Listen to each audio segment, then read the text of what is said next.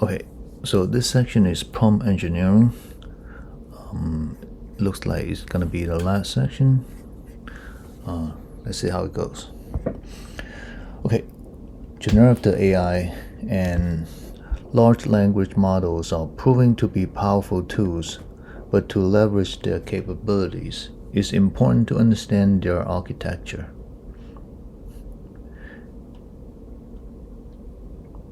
It's also important to consider recommended practices when implementing these technologies.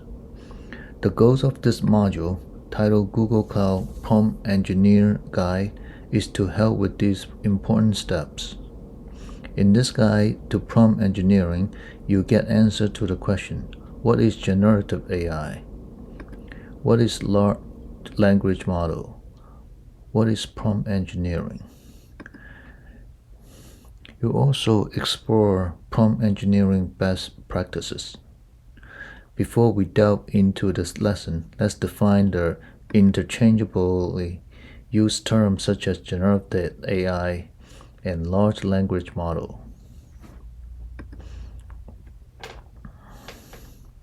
While both terms describe AI models capable of generating human-like responses based on input prompts in many references, it's important to note they are not identical.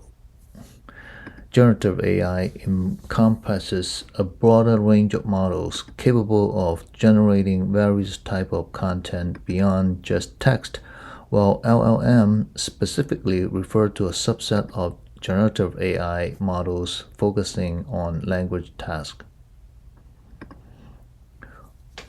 We'll thoroughly explore each term in this lesson.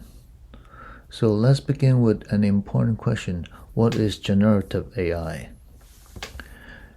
Generative artificial intelligence, which is commonly referred to Gen AI, is a subset of artificial intelligence that is capable of creating text, image, or other data using generative models, often in response to prompts.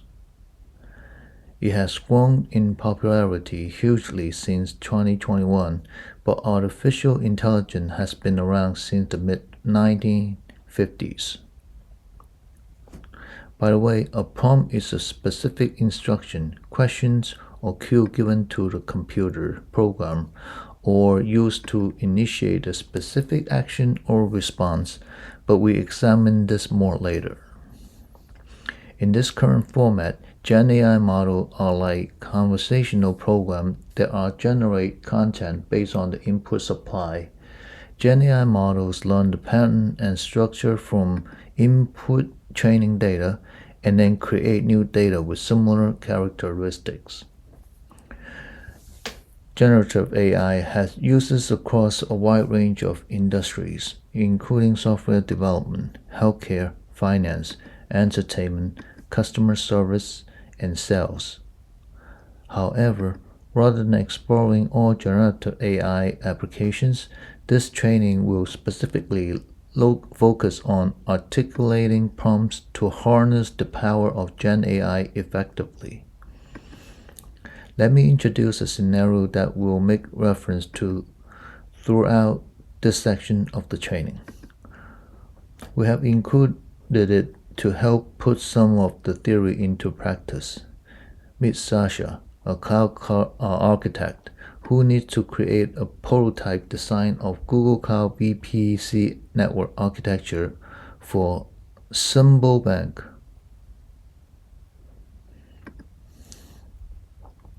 Sasha wants to save time by combining her existing knowledge of cloud architecture and generative AI tools to create a useful prototype design.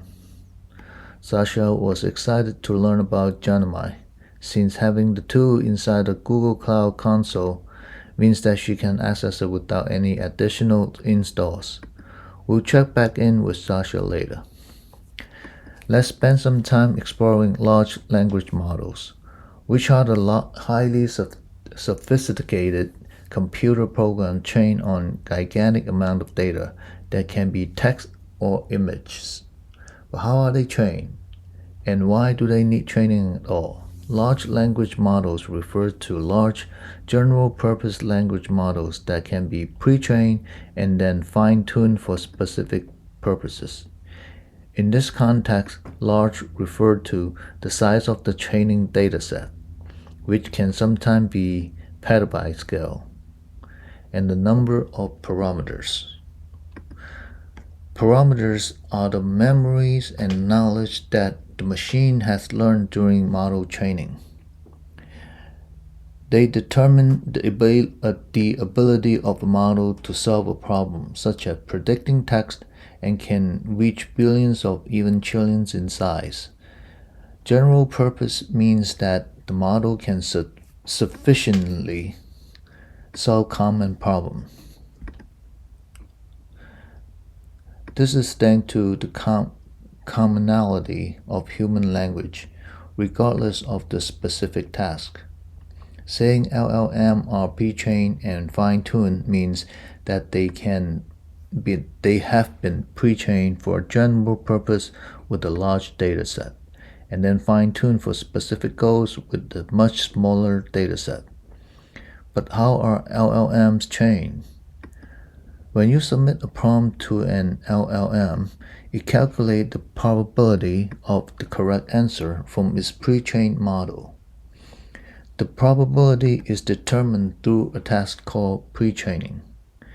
Pre-training a LLM involves feeding a massive dataset of text, images, and code to the model so that it can learn the underlying structure and pattern of the language. The process helps the model to understand and generate human language more effectively. In this way, the LLM works like fancy autocomplete, suggesting the most common correct response to the prompt. But sometimes the LLM gives a completely wrong answer, and this is called hallucination. Hallucinations are words or phrases that are generated by the model that are often nonsensical or grammatically incorrect. This happens because LLMs can only understand the information they were trained on. This means that they might not be aware of your business proprietary or domain-specific data. Also, they do not have access to real-time information. To make matters worse, LLM only understand the information that is explicitly given to them in the prompt. In other words, they often assume that the prompt is true. They also do not have the ability to ask for more context information. Ultimately, an LLM doesn't know anything outside of what it was trained on, and it cannot truly know if that information is accurate. But what causes a hallucination? Hallucinations can be caused by a number of factors, including the model is not trained on enough data. The model is trained on noisy or dirty data. The model is not given enough context. The model is not given enough constraints. Hallucinations can be a problem for LLMs because they can make the output text difficult to understand. They can also make the model more likely to generate incorrect or misleading information. But we'll see in the prompt engineering section that there are things that we can do to minimize the problem. Okay, but knowing where the sun is will not help Sasha with her current task. Lucky for Sasha, Google Cloud offers a generative AI model called Gemini, which can act as an always-on collaborator. This Gen AI power assistance can help a wide range of Google Cloud users, including developers, data scientists, and operators. To provide an integrated assistant experience, Gemini is embedded in many Google Cloud products. Gemini has access to a massive range of data, including Google Cloud documentation, tutorials, and samples. With the right prompts, it can produce detailed suggestions and guide on what resources will best suit Sasha's current challenge and their configuration. Gemini can even create detailed G-Cloud commands and insert them into Cloud Shell for her. She just needs to articulate her need in a way that gets the best response from Gemini. For example, if you use the prompt, how can I create a network that uses IPv4 and IPv6 addresses, she'll get a response that details how to do just that. You have learned that a large language model is a huge object model containing a massive data set of text. But how can you extract information you need from the dataset?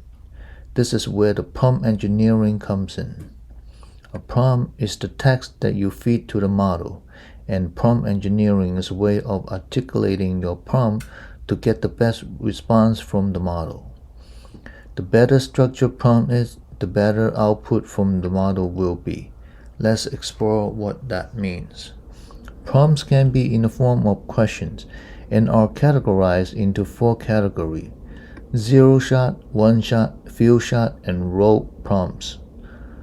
Zero-shot prompts do not contain any context or example to assist the model. For example, the prompt, "What's the capital of France?" doesn't provide any example of what a capital is. Clearly, that is not too important for this example.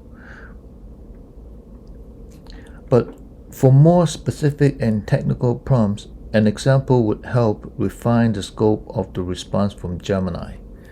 One-shot prompt, however, provide one example to the model for context. Here, we ask for the capital of France again, but we provide Italy and Rome as an example. And few-shot prompts provide at least 2 examples to the model for context. Here, our prompt is updated to also include Japan and Tokyo in our example. And then there are row prompts which provide a frame of reference for the model to work from as it answers the questions. In our example, we state, "I want you to act as a business professor. I'll give you a term and you correctly explain its meaning. Make sure your answers are always right. What is ROI?" For Sasha's need, using row prompts might be the best solution. She can define what is required and in what context. This means that LLM will have a clear point of reference when supplying an answer. Now that you have seen the type of prompt you can create, let's explore the 2 elements of a prompt: the preamble and the input. The preamble refers to the introductory text you provide to give the model context and instruction before your main question or request. Think of it as setting the stage for the LLM to better understand what you mean, what you want. It can include the context for the task itself, and some example to guide the model. The input is the central request you are making to the LLM. It is what the instruction or task will act upon. For example, comment, "I don't know what to think about the video." The review is based on the preamble. Gemini reviews the input and suggests if the review is positive, neutral, or negative.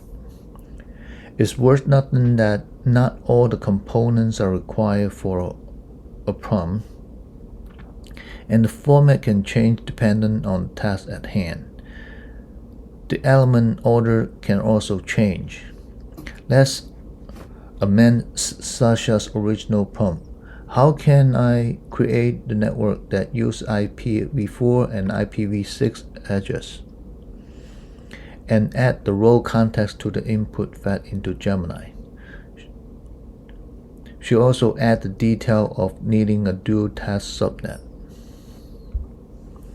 The new prompt is, "I want you to act as cloud architect in Google Cloud. How can I use G-Cloud to create a network that uses IPv4 and IPv4 subnets. But since Gemini maintains its own interaction context, she should have just asked, I want you to act as a cloud architect in Google Cloud. How can I adjust the G-Cloud command provided to create a subnet to ensure the subnet is dual stack? Now that you have a chance to explore what Gen AI is, what large language models are, and how they are trained, and what prompt engineering is, it's time to explore some prompt engineering best practices. The first best practice is to write details and explicit instructions. The more vague the prompt, the more chances the model will produce a result that is not usable. Be clear and concise in the prompt that you feed into the model. Next, be sure to define boundaries for the prompt. It's better to instruct the model on what to do rather than what not to do. If the model gets stuck, give it a few fallback output that works in various situations. For example, something like, I'm still learning about that, to use when unsure. Another best practice is to adopt a persona for your input. Adding a persona for the model can provide meaningful context to help it focus on related questions, which can help improve accuracy. This prompt will help Sasha, the cloud architect, get started with prototyping a network architecture for Symbol Bank. And finally, it's recommended practice to keep each sentence concise. Longer sentences can sometimes produce suboptimal results. It's best to break long sentences in a prompt into a series of shorter sentences and simpler tasks. So let's return to Sasha and use what we have learned so far. Sasha, update a prompt to, you are a cloud architect. You want to build a Google Cloud VPC network that can be centrally managed. You also connect to other VPC network in your company's other regions. You don't want to have many different set of firewall policy to maintain. What sort of network architecture would you recommend? With this new prompt, Gemini proposed a hub and spoke network architecture, which fits Sasha's need exactly. By refining and amending her prompt, Sasha has articulated her requirements in a way that Gemini can respond with the correct focus and level of detail. Okay. That's the prompt engineering. Next would be the quiz. Okay. Passing score 80%. We have 4. Okay, let's go. Generative AI is a type of artificial intelligence that can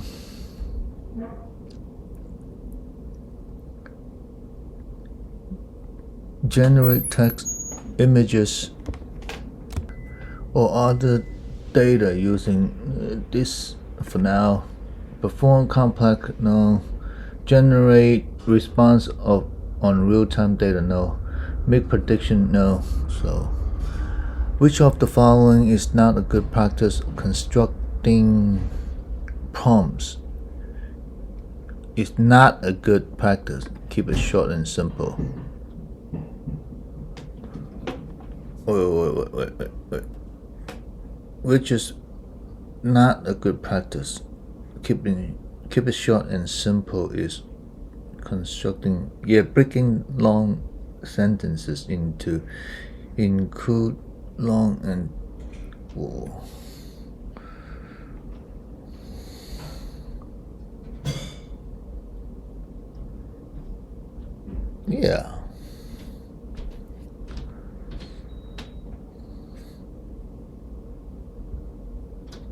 not a good practice. How can you avoid hallucinations when using a large language model?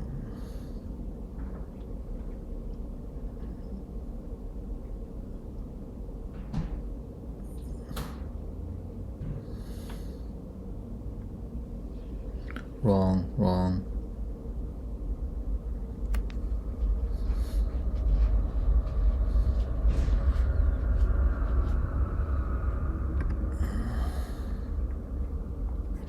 Which one of the following is not the type of prompt?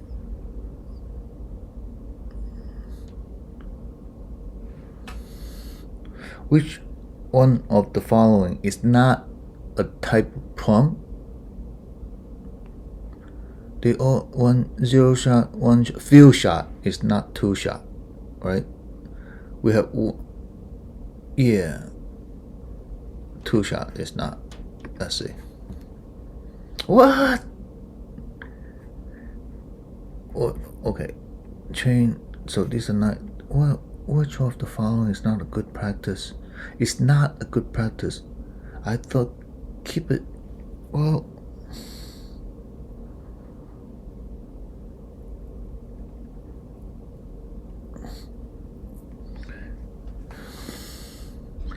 The question is not really that good. I mean, in some cases you want to keep it short and simple.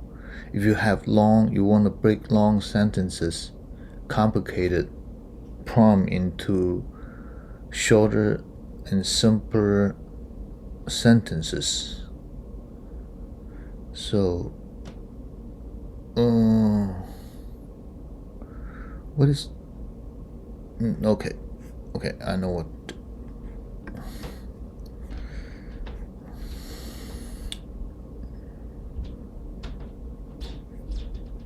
It's not a good practice. Vary your prompts. That would be my next answer.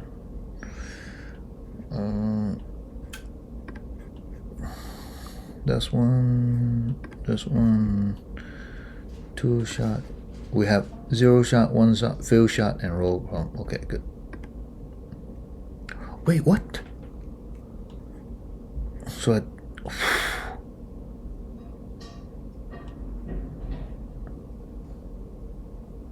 what do you mean?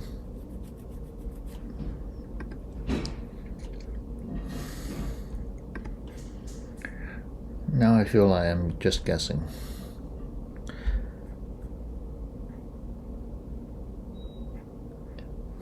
Okay.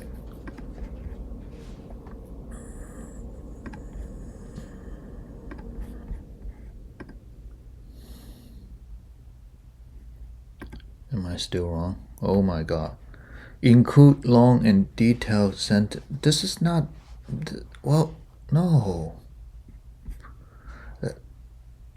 I don't think this is a good question.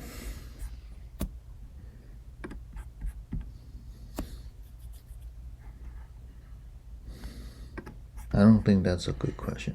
Anyway.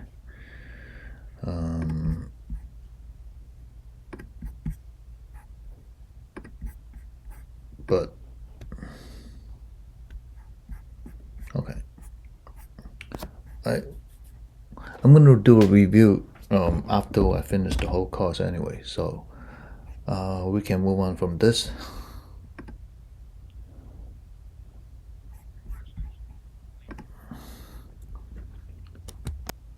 Okay, congratulations on completing Google Cloud Fundamentals Core Infrastructure Training course. Before you go, let's take a few minutes to review what we have covered. In Module 1, you were introduced to Google Cloud and cloud computing. Specifically, you explore the concept of managed infrastructure and managed services through IaaS, Infrastructure as a Service, and PaaS, Platform as a Service. The Google Cloud Network. Google Cloud's focus on security throughout our infrastructure. How Google publish key elements of technology using open source licenses, and Google Cloud's pricing structure and billing tools.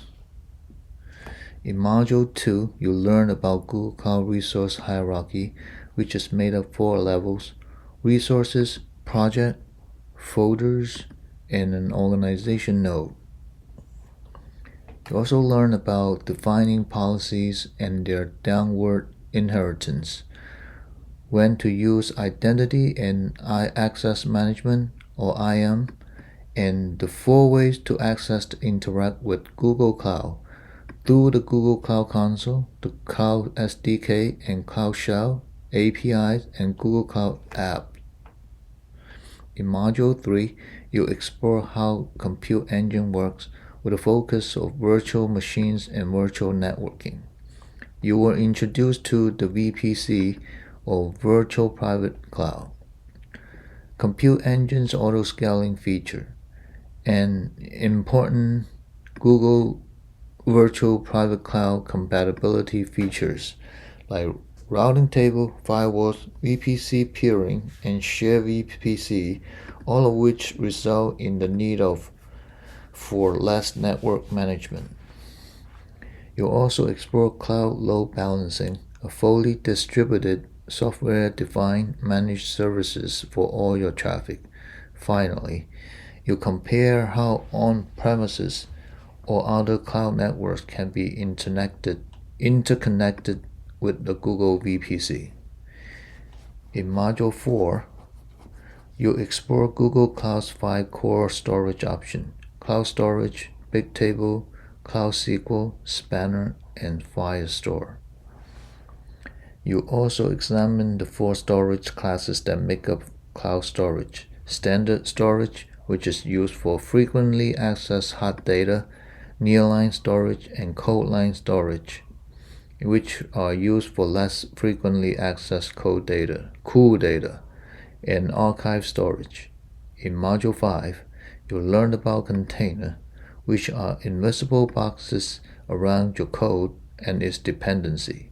You are introduced to container, along with Kubernetes, an open source platform for managing containerized workload and services, and Google Kubernetes Engine, and Google host managed Kubernetes service in the cloud.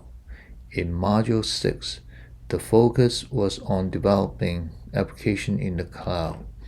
You explored the Cloud Run, a managed compute platform that lets you run stateless container via web requests or PubSub event. And Cloud Run's functions are lightweight, event-based, asynchronous compute solution to create single-purpose functions. Finally, in Module 7, you explore how to combine Google Cloud knowledge with prompt engineering to improve Gemini responses. You discover answer to the following question: what is generative AI? What is large language model? And what is prompt engineering? You ended the model by identifying prompt engineering best practices. Hope that the course is just the beginning of the Google Cloud journey. For more training and hands-on practices, explore different learning paths available at cloud.google.com/training. And if you are interested in validating your expertise and showcasing your ability to transform businesses with Google Cloud technology, you might consider working toward a Google Cloud certification. That's what I'm going for. You can learn more about Google Cloud certification offering at cloud.google.com/certification. Thanks for completing the course. We'll see you next time. Okay.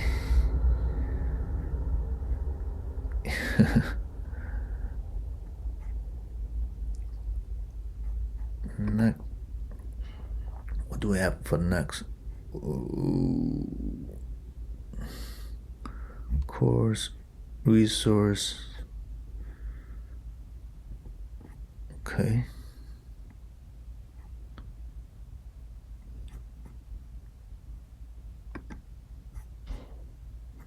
Okay.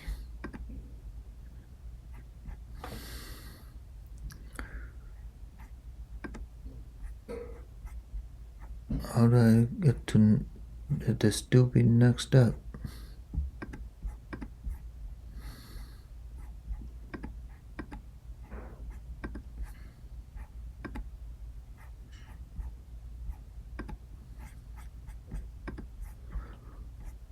Okay.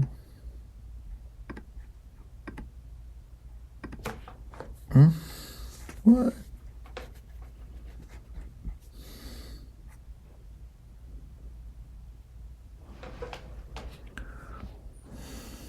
What? How come it's 87? What do you mean?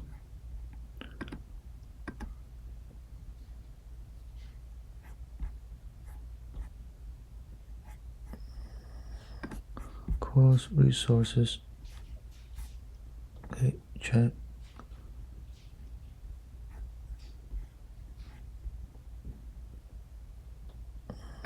I already did this. I already did the cloud run. I already did this. Oh, because I didn't say like click N.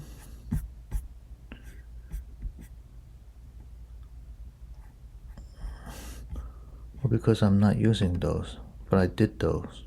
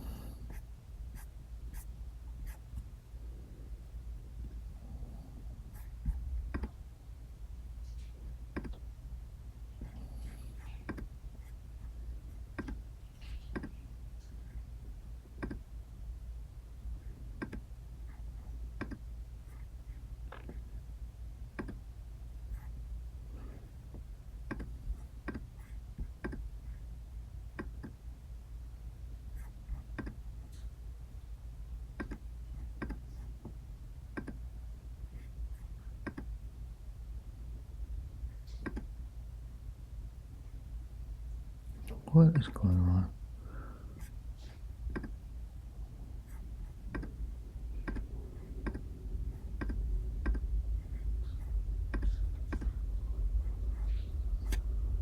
What the hell? What is going on?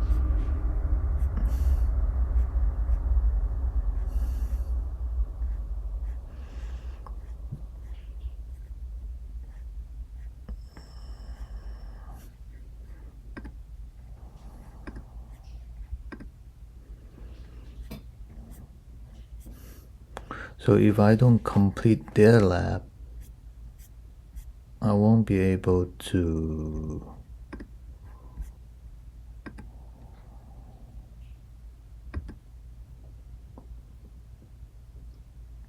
get the course badge?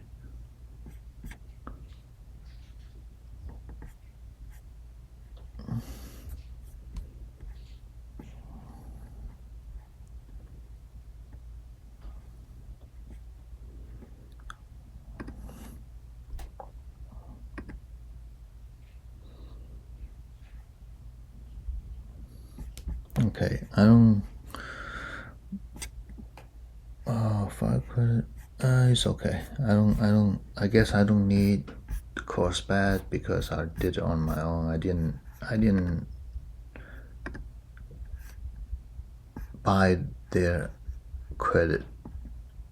What the hell is this? See, I don't understand this. The lab costs 5 credit. Enter, or I have to buy credit. Again, I don't want to buy the credit. I can just do it on my own. I don't know why I need to buy the credit. Anyway, okay, so this is the end of the course. If I don't get the badge, no big deal. What's this? What's this little finder? Okay. Alright, that's just it. And then I'll try to move on to the next course to complete my certification. Right.